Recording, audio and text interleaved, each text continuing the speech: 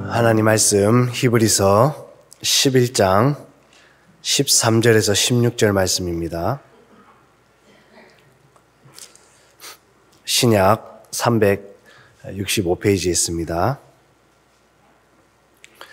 우리 한 절씩 읽고 마지막까지 읽습니다. 제가 먼저 읽습니다. 이 사람들은 다 믿음을 따라 죽었으며 약속을 받지 못하였으되 그것들을 멀리서 보고 환영하며 또 땅에서는 외국인과 나그네임을 증언하였으니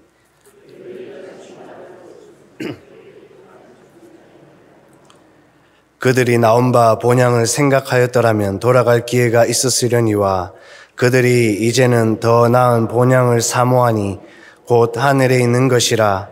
이러므로 하나님이 그들의 하나님이라 일컬음 받으심을 부끄러워하지 아니하시고 그들을 위하여 한 성을 예비하셨느니라. 아멘. 어릴 때 부모님이 청각장애이신 것 때문에 많이 부끄러워했었다 이렇게 말씀을 드렸었는데요. 길에서 부모님과 같이 가다가 부모님이 수화로 말을 거시면 사람들이 다 쳐다보니까 그게 부끄러워가지고 떨어져서 가고 했었습니다. 그래서 어떨 때는 앞으로 먼저 가기도 하고 어떨 때는 일부러 뒤로 쳐져서 가기도 하고 그러면 또 그 특유의 농인 소리를 내시면서 저를 부르시면은 그러면 또 사람들이 다 쳐다보니까 모른 척하고 도망가듯이 가버리고 했었습니다. 부끄러워서. 그때는 그게 참 부끄러웠습니다.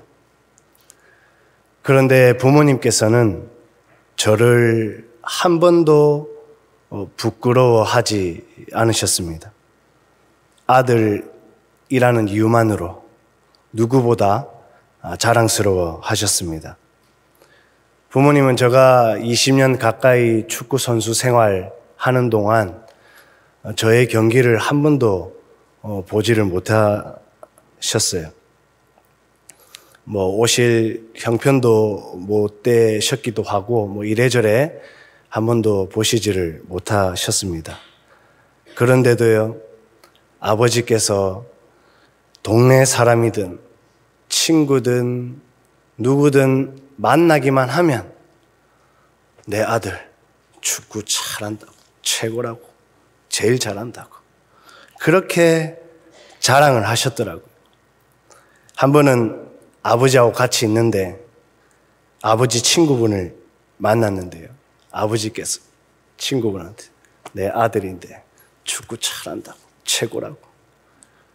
그때 제가 옆에서 아들 축구하는 거 한 번도 보지도 못했으면서 뭐 안다고 속으로. 나중에 하나님께서 깨닫게 해 주시는데요. 아버지께서 아들을 부끄러워하지 않으셨구나. 아버지는 이 송민이가 아들이라는 이유만으로 그냥 자랑스러워 하셨구나.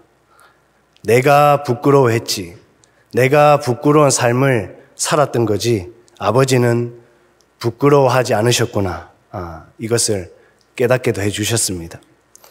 본문 16절에 말씀하는데요.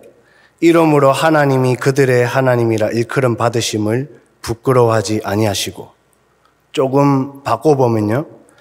이러므로 하나님이 밀양 성결교회의 하나님이라 불리는 것을 부끄러워하지 않으시고, 본문 11장은 믿음장이기도 하는데요.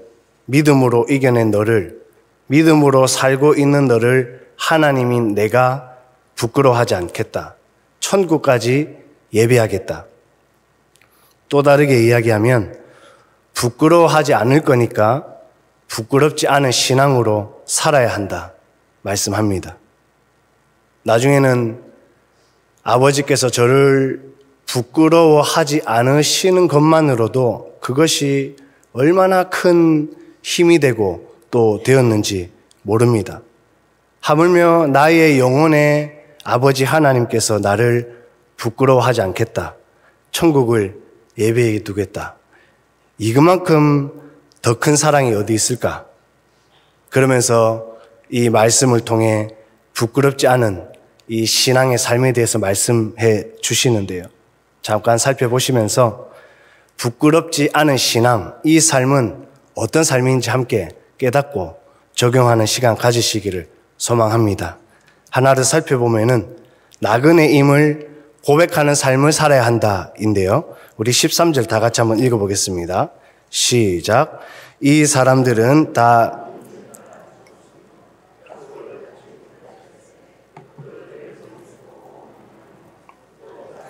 외국인과 나그네임을 증언하였으니. 아멘.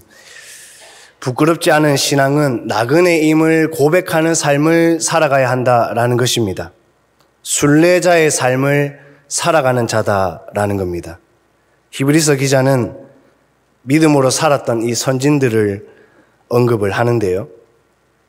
믿음의 선진들이 이 땅에서 어떻게 살아갔는가 하니까 나그네임을 고백하는 삶, 순례자의 삶을 살아갔다라는 것입니다. 13절에 이 사람들은 해서 아브라함과 이삭과 야곱을 가리키기도 하는데요. 이들 모두가 이러한 삶을 살았다. 하나님께서 주신 약속, 가나안 땅, 그리고 자손에게까지 줄 것이다 라는 말씀을 믿고 순례자의 삶을 살았다라는 겁니다. 그럼에도 그 여정이 쉽지만은 않았는데요. 거부에다가 가진 것도 많고 부족한 것 없고 그냥 여기가 좋사오니 할 수도 있는데도 그들은 안주하지 않고 말씀 따라 가나안을 향해 천국을 향해 나그네 순례자의 삶을 살아갔다라는 것입니다. 순례자의 삶이라는 것은 세상과의 분리를 뜻하기도 하는데요. 아브라함이 본토 친척 아비집을 떠나는 이 분리, 그래서 죄악으로부터의 떠남, 믿음의 길, 말씀, 순종의 길이기도 합니다. 또 순례자의 삶은 여행자라고도 하는데요. 이 땅은 잠시 머무는 곳이다 라는 것을 깨닫고 그저 나 자신에게 하나님께서 주어진 일에 묵묵히 최선을 다하는, 그래서 그것이 긍정적이든 부정적이든 어떤 것에도 크게 마음 쓰지 않습니다. 또 순례자는 분명한 목적지가 있다라는 건데 방랑자가 아니라 하늘 본향 천국을 향해서 잘 간다. 그리고 순례자는 고난과 핍박, 여러 가지 어려움 가운데서도 감수하면서도 살아간다라는 겁니다. 히브리서 당시 이 유대 그리스도인들이 그랬는데요. 순례자의 삶을 그 어려움 가운데서도 잘 사는가 하면 반대로 순례자의 삶을 살지 못하고 영적으로 성장하지 못하고 그래서 나중에는 신앙을 버리려까지도 했다라는 겁니다. 이를 두고 히브리서 기자는 위로하면서 성도는 이 땅에서 나그네의 삶이다. 순례자의 삶이다. 세상과의 분리고 여행자고 분명한 목적지 있고 고난이다. 믿음의 선진들이 이렇게 살았고 나그네라 고백했고 순례자의 삶을 살았다.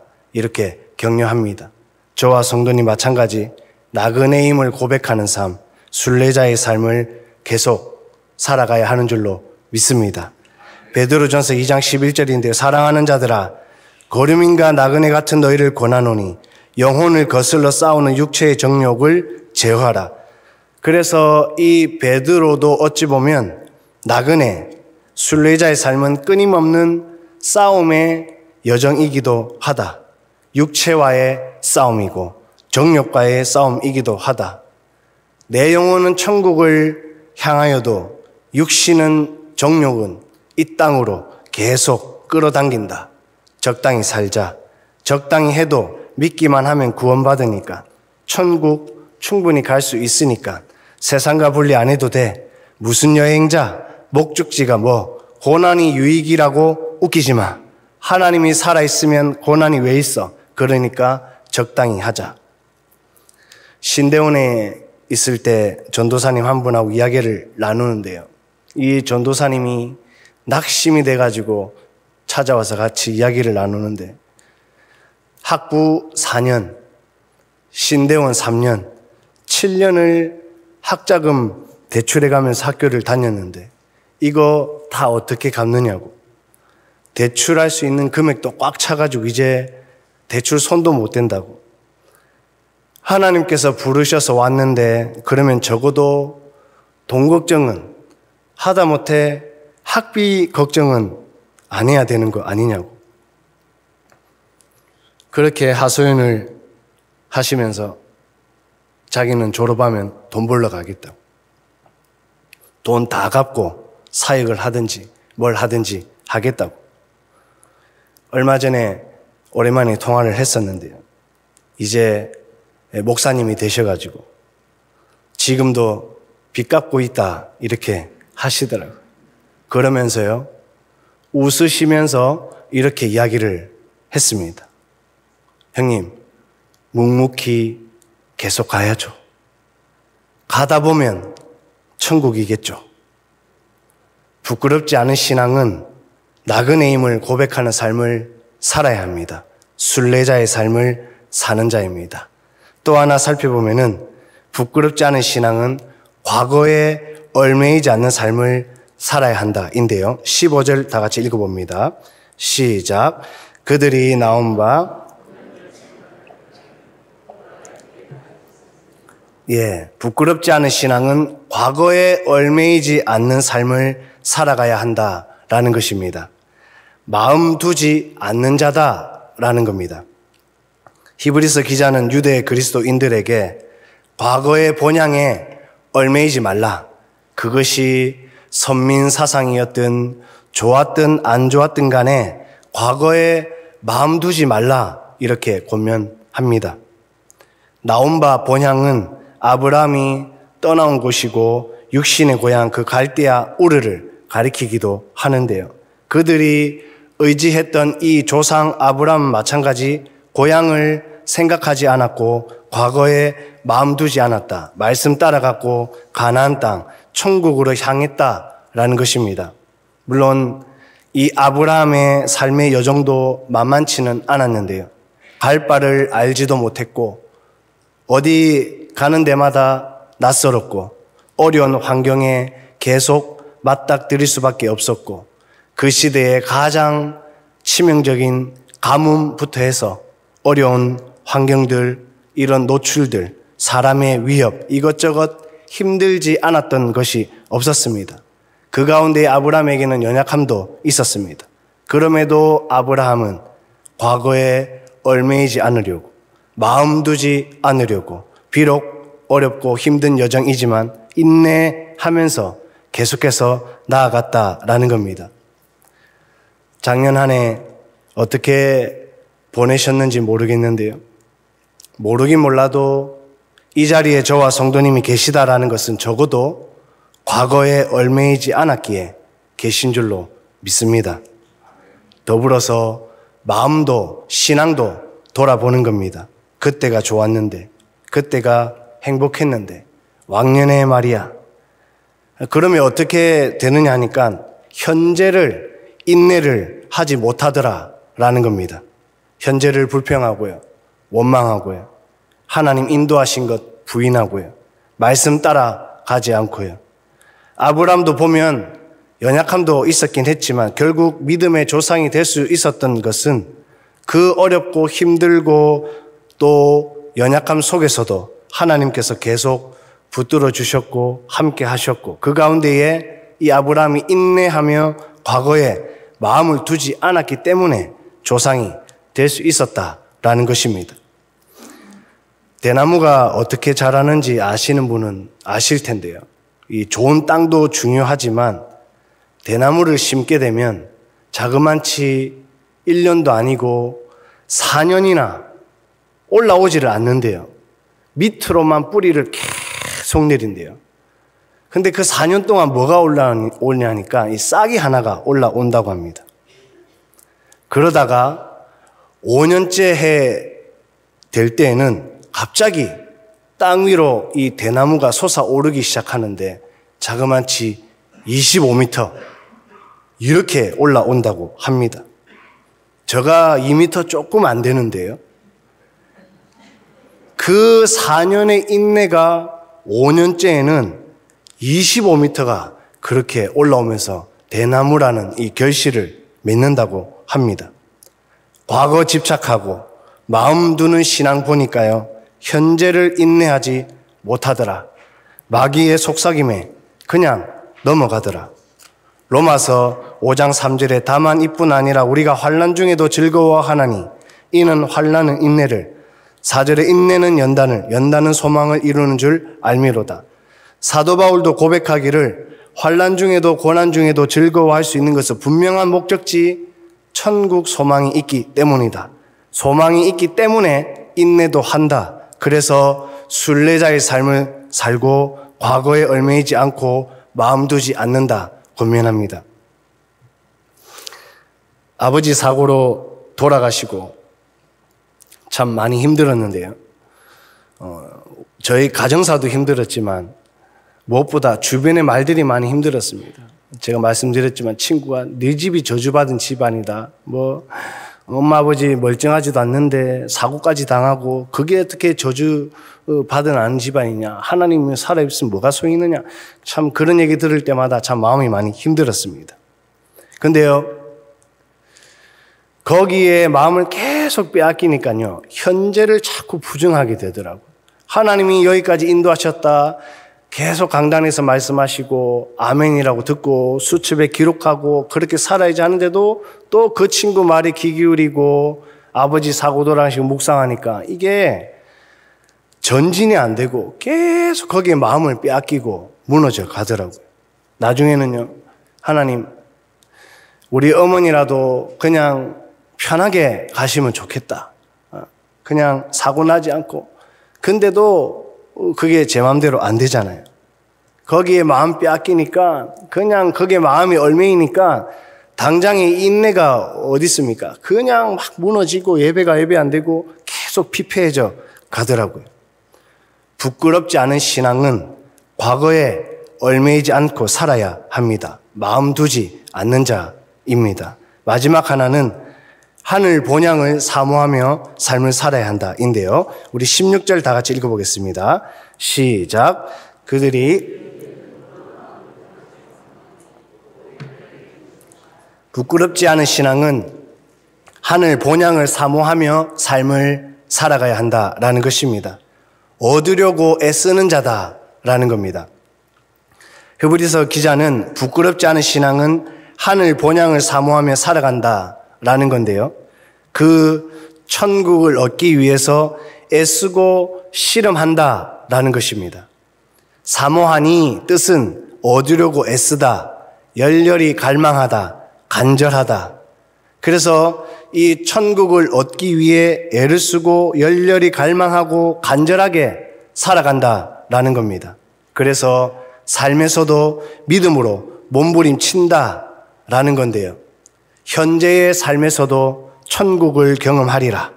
내가 가는 곳마다 어둠이요, 부정이요, 더러움이 아니라 빛이 되리라. 생명이 되리라. 내가 죽어지고 예수님이 살리라. 성령이 일하시리라. 그렇게 애쓰는 삶을 살려 한다라는 것입니다. 네가 먼저 베풀어 봐라. 네가 먼저 섬겨봐라. 네가 먼저 사랑해봐라. 이런 세상과 똑같은 원리를 교회에 가지고 들어와서 적용하는 것이 아니라 구원받은 자, 나그네, 순례자, 과거 마음 두지 않는 자, 이는 사랑의 선빵, 먼저 주는 자로, 섬기는 자로, 천국을 사모하는 애쓰는 삶을 그렇게 사랑의 선빵으로 먼저 하는 자로 살아내려 한다라는 겁니다. 믿음의 선진들이 본향을 사모했다. 얻으려고 애쓰며 이처럼 삶을 살았다. 하나님 약속 붙들고 얻으려고 때로는 수고도 하고 고난도 핍박도 환난도 다 이겨내기 위해 몸부림쳤다.